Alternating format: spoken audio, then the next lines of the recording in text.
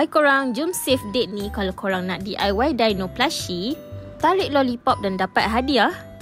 Anak-anak dress up macam CEO dan boleh dapatkan free cotton candy. Jom pergi grand opening event Mr. Toy at My Town KL. Sini ialah first upgraded Mr. Toy store in KL. Masuk je boleh tengok store layout yang lebih ceria dan teratur. Kat sini kita boleh dapatkan juga toys dari pelbagai jenama terkenal. Contohnya miniature, blind box, kids accessories, keychains, plushies. Banyak betul choice. Bukan anak-anak je rambang mata, kita pun sekali tau. Memang best. Jangan main-main, dekat sini pun ada Labubu. Anyway, dengan resit pembelian ni korang boleh dapat banyak free gift dengan minimum spend.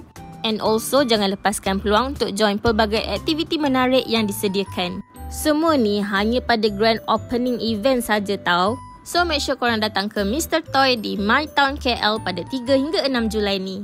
Jumpa di sana.